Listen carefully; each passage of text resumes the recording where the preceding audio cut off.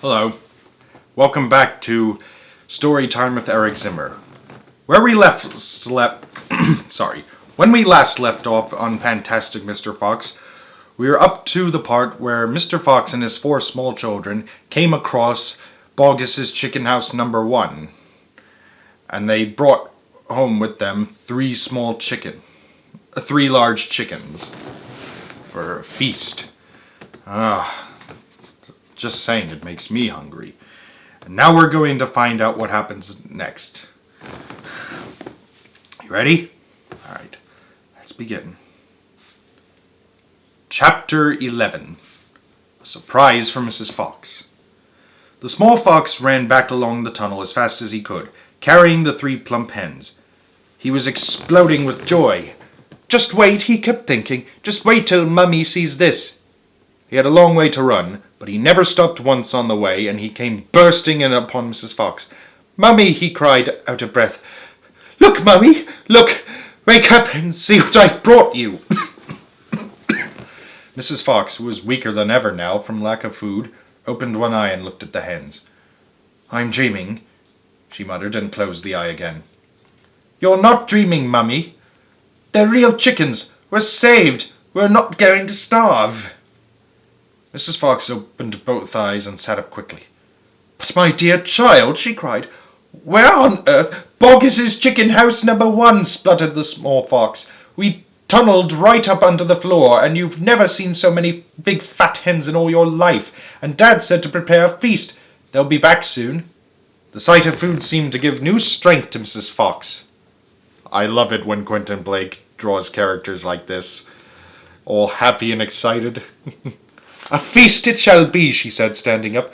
"Oh, what a fantastic fox your father is." There's the title again. "Hurry up, you child, and start plucking those chickens." Far away down the tunnel, the fantastic Mr. Fox was saying, "Now for the next bit, my darlings.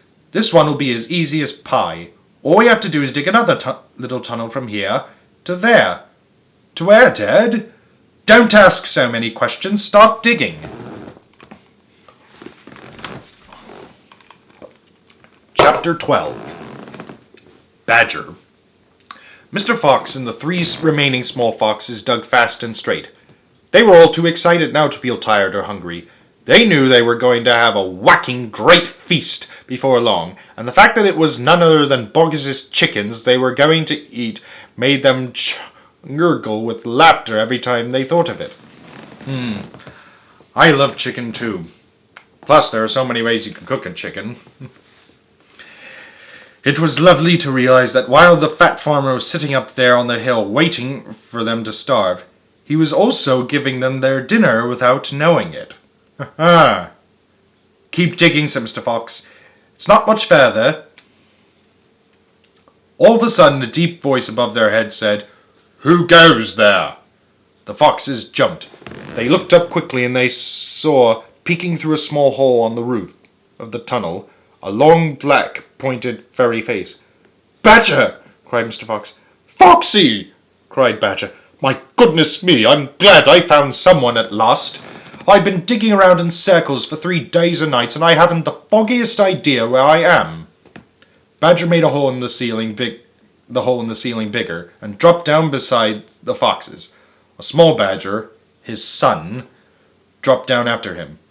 "Haven't you heard what's happening up on the hill?" Badger said excitedly. "It's chaos. Half the wood has disappeared, and there are men with guns all over the countryside. None of us can get out, even at night. We're all starving to death." "Who is we?" asked Mr. Fox. "All us diggers. That's me and Mole and Rabbit and all our wives and children. Even Weasel, who can usually sneak out of the tightest spots, is right now hiding down my hoe with Mrs. Weasel and 6 kids. What on earth are we going to do, Foxy? I think we're finished."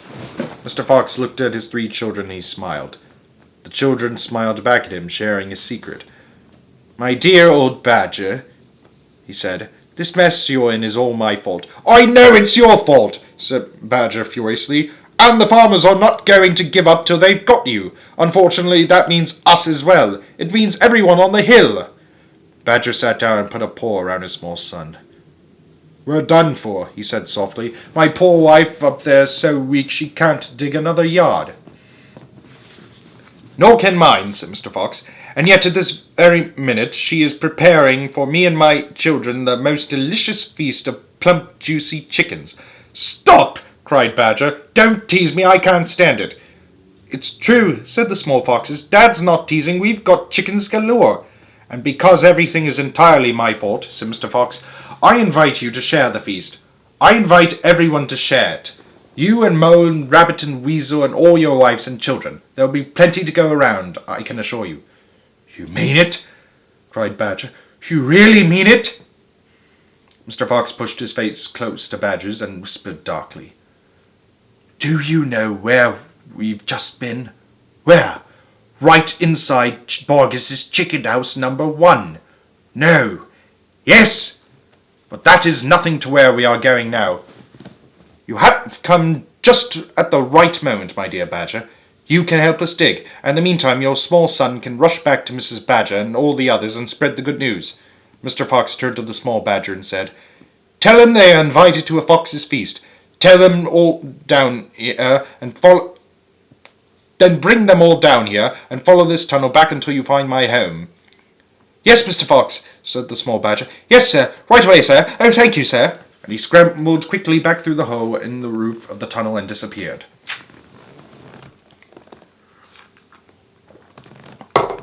Chapter 13. Bunce's Giant Storehouse. My dear Foxy, cried Badger, what in the world has happened to your tail? Don't talk about it, please, said Mr. Badger. It's a painful subject.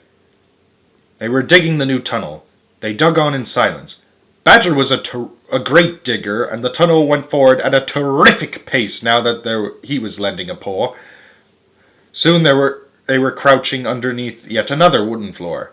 Mr. Fox grinned slyly, showing sharp white teeth. If I am not mistaken, my dear Badger, he said, we are now underneath the farm which belongs to that nasty little pot-bellied dwarf Bunce. We are, in fact, directly underneath the most interesting part of that farm. Ducks and geese! Cried the small foxes, licking their lips. Juicy, tender ducks and big fat geese. Exactly, said Mr. Fox. But how in the world can you know where we are? Asked Badger. Mr. Fox grinned again, showing even more white teeth. Look, he said, I know my way around these farms blind-owed. For me it's just as easy below the ground as it is above it. He reached high and pushed up one wooden floorboard. Then another. He poked his head through the gap.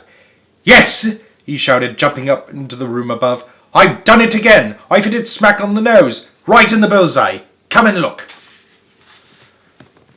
Quickly, Badger and the 3 small foxes scrambled up after him. They stopped and stared. They stood and gaped. That means like this. Stare open mouth. They were so overwhelmed they couldn't speak. For what they now saw was a kind of fox's dream, a badger's dream, a paradise for hungry animals. This, my dear old Badger, proclaimed Mr. Fox, is Bunce's mighty storehouse. All his finest stuff is stored in here before he sends it off to market.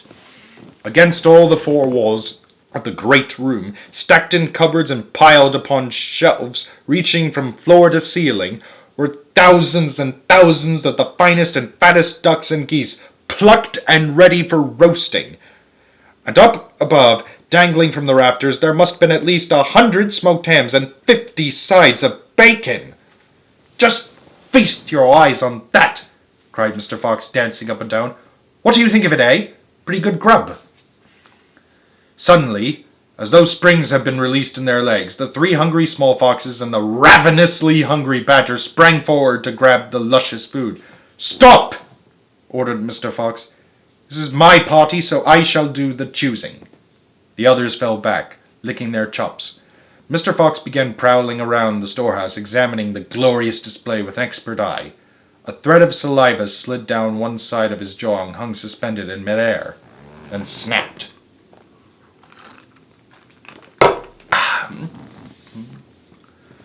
We mustn't overdo it, he said.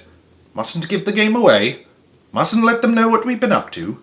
We must be neat and tidy and take just a few of the choicest morsels.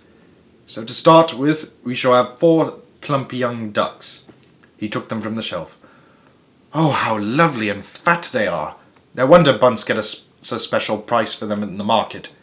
All right, Badger, lend me a hand to get them down. You children can help as well. There we go. Goodness me, look how your mouths are watering. And now, I think we had better have a few geese. 3 will be quite enough. We'll take the biggest. My, oh my, you've never seen finer geese than these in a king's kitchen. Gently does it. That's the way. And what about a couple of nice smoked hams? I adore smoked ham, don't you, Badger?" "I don't." "Fetch me that step-ladder. Will you please?" Mr. Fox climbed up the ladder and handed down 3 magnificent hams. "And do you like bacon, Badger?" "I'm mad about bacon," cried Badger, dancing with excitement. "'Cause bacon's good." "Let's have a side of bacon, and that big one up there." "And carrots, Dad," said the smallest of the 3 small foxes. "We must take some of those carrots." "Don't be a twerp," said Mr. Fox. "You know we'd never eat things like that. It's not for us, Dad, it's for the rabbits. They only eat vegetables." "My goodness me, you're right," cried Mr. Fox. "What a thoughtful little fellow you are. Take 10 bunches of carrots." Soon all this lovely loot was lying in a neat heap upon the floor. The small foxes crouched close, their noses twitching, their eyes shining like stars. "And now," said Mr. Fox, "we shall have to borrow from our friend Bunce 2 of those useful push-carts over in the corner." He and Badger fetched the push-carts, and the ducks and geese and hams and bacon were loaded onto them. And the carrots, can't forget the carrots. Quickly, the push-carts were lowered through the hole in the floor. The animals slid down after them. Back in the tunnel, Mr. Fox again pulled the floorboards very carefully into place so that no one could see they had been moved. "My darlings," he said, pointing to 2 of the 3 small foxes, "take a cart each, and run back as fast as you can to your mother. Give her my love, and tell her we are having guests for dinner. The badgers, the moles, the rabbits, and the weasels. Tell her it must be a truly great feast, and tell her the rest of us will be home as soon as we've done one more little job." "Yes, Dad. Right away, Dad," they answered. And they grabbed a trolley each and went rushing off down the tunnel.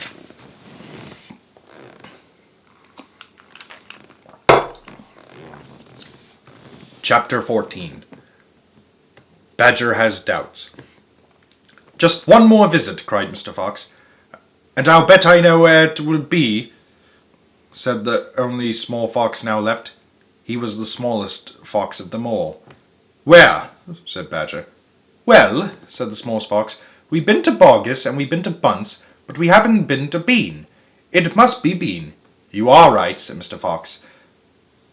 "But what you don't know is which part of Bean's place we are about to visit." "Which?" they said both together. "Aha!" said Mr. Fox. "Just you wait and see." They were digging as they talked. The tunnel was going forward fast. Suddenly Badger said, "Doesn't this worry you just a tiny bit, Foxy?" "Worry me?" said Mr. Fox. "What?" "All this stealing." Mr. Fox stopped digging and stared at Badger as though he had gone completely dotty. "My dear old fairy frump," he said, "do you know anyone in the whole world who wouldn't swipe a few chickens if his children were starving to death?" There was a short silence while Badger thought deeply about this. "You are far too respectable," said Mr. Fox. "There's nothing wrong with being respectable," Badger said. "Look," said Mr. Fox, "Boggis and Bunce and Bean are about to kill us. You realize that, I hope?" "I do, Foxy, I do indeed," said the gentle Badger. "But we're not going to stoop to their level. We don't want to kill them."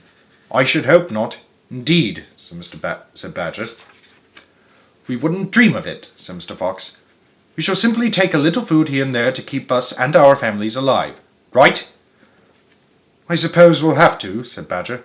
"If they want to be horrible, let them," said Mr. Fox. "We down here are decent, peace-loving people." Badger laid his head on one side and smiled at Mr. Fox. "Foxy," he said, "I love you." "Thank you," said Mr. Fox. And now let's get on with the digging. 5 minutes later, Badger's front paws hit against something flat and hard. "What on earth is this?" he said. "It looks like a solid stone wall." He and Mr. Fox scraped away at the soil. It was a wall, but it was built of bricks, not stones. The wall was right in front of them, blocking their way. "Now, who in the world would build a wall under the ground?" asked Badger. "Very simple," said Mr. Fox. "It's the wall of an underground room, and if I am not mistaken, it is exactly what I'm looking for." To be continued.